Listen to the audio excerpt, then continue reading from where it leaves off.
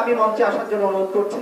মঙ্গলবার সকালে রাজধানীর সিরিডাপ আন্তর্জাতিক সম্মেলন কেন্দ্রে আজাদী সংগ্রামের পটভূমিতে জুলাই বিপ্লব 2024 শীর্ষক বইয়ের মোড়ক উন্মোচনের আয়োজন করা হয়। মাস্টারমাইন্ড থাকে তারা হচ্ছে আমাদের শহীদ আবু সাইদ, শহীদ আলী রায়হান। অনুষ্ঠানে যোগ দিয়ে বিরোধী দলীয় নেতা ও জামায়াতে ইসলামীর আমির বলেন, জুলাই আন্দোলনের কোনো একক মাস্টারমাইন্ড নেই, যারা অংশ নিয়েছে সবাই মাস্টারমাইন্ড। প্রতিবাদী মানুষগুলোর উপর গুলি ছোড়া হয়েছিল, অনেককে শহীদ করা হয়েছিল। 3 তারিখ যদিও আলামত স্পষ্ট হয়ে গিয়েছিল, ফ্যাসিবাদ আর টিকবে না। বলেন, জুলাইকে ভুলিয়ে দেওয়ার চেষ্টা করা হচ্ছে, যদি তাই হয় তাহলে জনগণকে সঙ্গে নিয়ে প্রতিহত করা হবে। ইতিহাস যেন কোনো নোবেল না হয়, ইতিহাসের প্রত্যেকটি দাড়ি কমা যেন ইতিহাসের চেতনাকে বহন করে।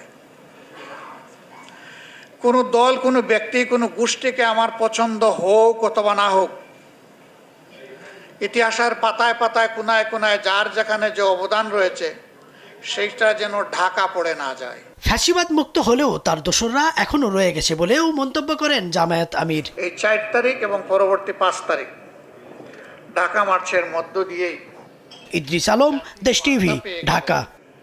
ফ্যাসিবাদ নমো।